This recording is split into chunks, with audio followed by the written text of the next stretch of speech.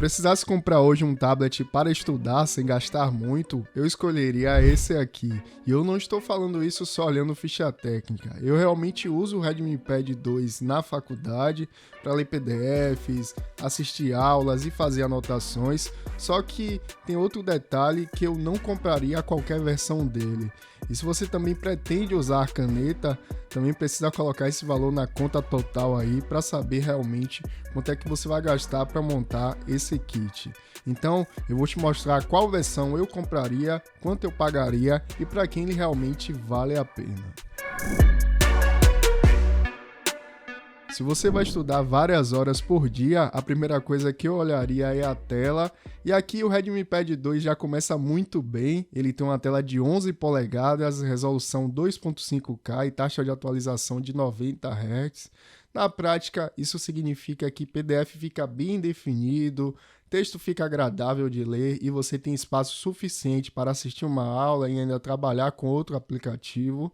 Eu gosto bastante desse tamanho porque ele não fica grande demais para transportar, mas também não parece um celular gigante. Para levar na mochila, usar sentado no sofá ou estudar sentado numa mesa, ele acaba sendo muito versátil. Agora, se eu fosse comprar o tablet especificamente para estudar, eu faria a questão de ter suporte a uma caneta de verdade, e o Redmi Pad 2 é compatível com a Redmi Smart Pen, o Redmi Stylus Pen, como você quiser chamar. Com ela você consegue marcar PDF, fazer anotações, resolver exercícios e escrever durante uma aula aí sem precisar ficar usando o teclado o tempo inteiro.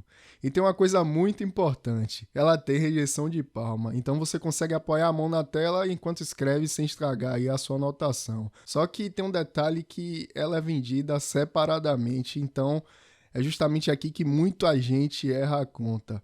Não olhe apenas o preço do tablet. Se você realmente pretende estudar escrevendo na tela, faça a conta do tablet mais a caneta. Mas é na hora de escolher a versão que eu acho que muita gente pode acabar economizando no lugar errado. As versões mais básicas já aparecem até por menos de R$900, só que se você está comprando para estudar e pretende ficar alguns anos com o aparelho, eu faria um esforço para pegar a versão de 8 GB de RAM e 256 GB de armazenamento.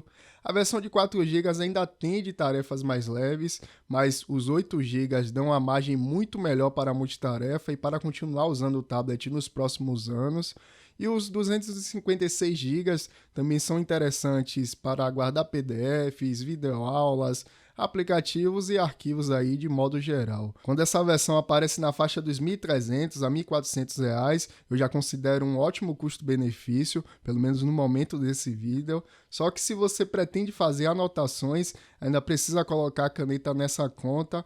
A Redmi Smart Pen normalmente sai mais barata importando, inclusive recentemente nós postamos uma promoção dela por cerca de R$320, já com os impostos. Então, pegando o tablet por aproximadamente R$1.300 e a caneta por R$320, você monta um conjunto por cerca de R$1.620, e aí você já tem um kit muito completo para a faculdade, 8 GB de RAM, 256 GB de armazenamento e a caneta para escrever e fazer anotações. Claro que esses preços mudam bastante, eu acompanho essas promoções e sempre que aparece um preço realmente bom, eu aviso nos nossos grupos de ofertas, vou deixar o link inclusive aqui na descrição. Só que memória não adianta nada se o tablet não aguenta a sua rotina, certo? E aqui eu acho importante colocar a expectativa no lugar. O Redmi Pad 2 não é um tablet de alto desempenho, mas para Chrome, PDFs, videoaulas, aplicativos de anotações, Netflix, YouTube e tarefas do dia a dia, ele atende muito bem. Eu já uso esse aparelho há bastante tempo. Para esse tipo de tarefa, ele continua fluido aí, inclusive dá até para jogar jogos como Code, Free Fire e até Genshin rodam tranquilamente. Só não espere jogar com tudo no máximo, ou seja, com os gráficos no máximo. Para estudante, porém, eu acho que isso não seria um problema aí para mim. E tem uma coisa que faz diferença quando você começa a estudar de verdade com o tablet: Multitarefa. Você pode deixar uma videoaula aberta de um lado e suas anotações do outro, pode abrir um PDF e responder uma atividade, pode navegar no Chrome enquanto consulta algum material. Ele suporta até 2 janelas fixas e 2 flutuantes. Isso transforma o tablet em uma ferramenta de estudo muito mais útil do que simplesmente uma tela para assistir vídeos, aulas, por exemplo.